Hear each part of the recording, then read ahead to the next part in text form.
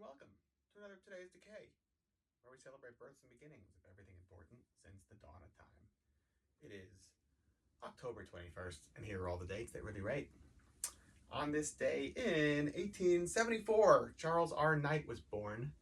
I was going over some of my favorite museums in New York City the other day, and I failed to mention the Natural History Museum, which features tons of original paintings by Charles R. Knight, who's like the person who really defined what dinosaurs look like in our collective psyches, whether that's accurate to more modern scientific findings or not. Either way, I love his work. I do. Speaking of Natural History Museum, one of my favorite areas is certainly the Permian age mammals. I find this like so interesting. Actually, he did depict some of those creatures. That basically, long story short, single cell organisms evolved into these enormous Dimetrodon type creatures, like fin backed, as wrongly labeled in probably the mid 1900s, or yeah, mid 1950s or whatever, probably wrongly labeled as like fin-back dinosaurs. They weren't dinosaurs. They were Dimetrodons, and like that whole era were like almost mammals, if not mammals. And then there's a whole bunch of really fun, crazy-looking creatures that are almost like funhouse mirror versions of dinosaurs you'd think they'd be. But it is like millions of years before dinosaurs, and in between there was the Permian extinction, where like some unbelievably large amount of creatures died off on the planet. They don't definitely know why. This wasn't like certainly an asteroid like the dinosaur, like that killed the dinosaurs, where we know like here's where it was, here's when it was, here's the effect to the planet. I mean, it's probably something similar, but it's much earlier in time, and just like everything died.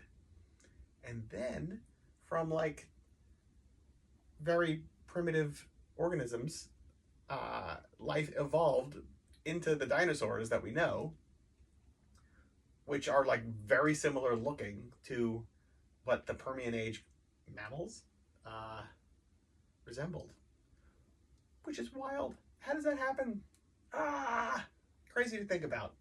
And taking that another step forward, if and when we wind up having like a significant extinction event for our species, who's to say that, like, again, from protozoa or whatever, we new creatures don't evolve looking very similar to us, but like have wings or horns on their heads, or I guess I'm describing the purple people eater, aren't I?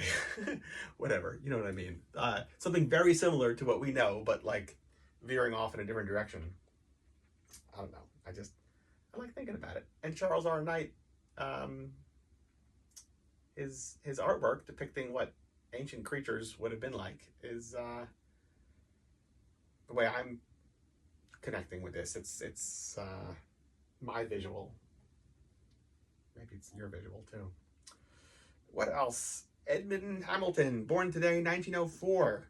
Here I am reading Horror on the Asteroid by Edmund Hamilton.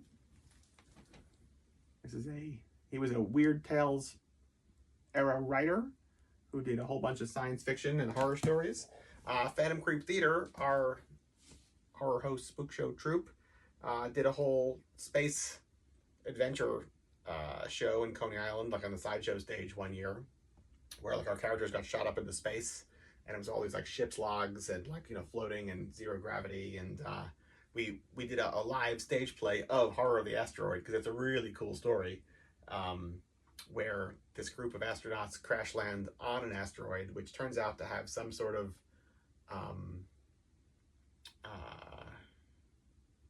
effect on their genes, where they wind up de-evolving into like primitive creatures on this asteroid in their spacesuits, and have to like figure out how to stay alive, even though they're like no longer the civilized people they were once upon a time. And hey, that kind of fits into the evolution thing we were talking about. I love when there's like connections, you know? Anyway, he did a whole bunch of great stories, very often with a sci-fi bent, and continued writing for decades. But this early to mid 30s stuff is some of my favorites. What else? Dr. Ross, born today, 1925. This is rock and roll, right? Sun Records, rhythm and blues. Should have been enormous, you know, on the lips and ears and minds and hearts of kids all across America and the world. But be it the race barrier at the time that it took Elvis to knock down these doors, it's a shame. Dr. Ross should have been enormous. I love his sound. Lux Interior, born today, 1946. I brought out another book here. This is the Wild World of the Cramps. If you ain't read this, you ain't read nothing. By Ian Johnston. This came in that box set that came out probably in like the early 1990s or so. And one of my really big takeaways, I mean, there's a lot of big takeaways in this book. For one, I mean, they give a whole list of like their favorite, like their top 10 movies, which I had to track down like everything when I was reading this. This is the Bible, truly, you know. Talks about how they met, Lux and Ivy. One of my real big takeaways here though was, I think he picked her up hitchhiking when they or he was like 35, something like that, and then at some point they decided to maybe start a band together. And I'm doing a really bad job at this. I haven't read this in like over 20 years. But my big takeaway was, and so they decided they're going to start a band together. They moved to New York because they see that the New York Dolls are a thing and they want to exist in that world. But too late, the New York Dolls have already split, and all that's left are the beginnings of the actual New York City punk movement in 76, 77, right? But yeah, they were attracted by what the New York Dolls were doing. And so they would be like the older people, you know, like everybody else was younger. If they were 35 if they were 35 when they met, when did they move to New York? Late 30s? I mean, this is a band who transcended everything that should have made sense, and yet it works so beautifully. And I love the idea that you can, I won't say reinvent yourself later in life, but like who's to say that you're the same exact person? You're never the same exact person throughout your life. You're always, I mean, I guess you could be if you don't pay attention to anything else and never listen to anybody or take anything in or internalize anything, you know, learn. But I love the idea that at 35, maybe at 39, they're like, hey, let's start this band. And then here's the rest of their lives. And who would have necessarily known this is what was going to happen 10, 15, 20 years earlier? Was this what they wanted?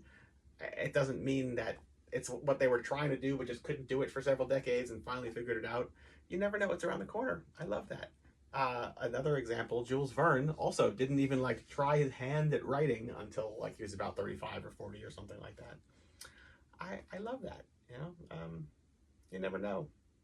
What are later chapters in life, and what can you bring to it that maybe there's an intensity and drive that otherwise you just think, hey, I just get to do this and life's cool, which is great as well if things come easy to you. But for those that have to strive and really reevaluate their lives and their priorities, I like it. What else? 1959, on this day, the film A Bucket of Blood premiered. Roger Corman's take on Todd Robbins's Silent White and Beautiful, which is right here. This is a Todd Robbins Silent White and Beautiful hardcover from what year? It's like 1919, something like that. 1920, close. Story being a mad sculptor who winds up killing people and putting them in his sculptures and then displays them as if it's his artwork. Starts right here. Todd Robbins with one D, not two. The second D is magic. The other Todd Robbins. So there you go. It's the whole day, October 21st. All sorts of exciting stuff for you to define your life by, should you want to. That's it. Until tomorrow. Goodbye.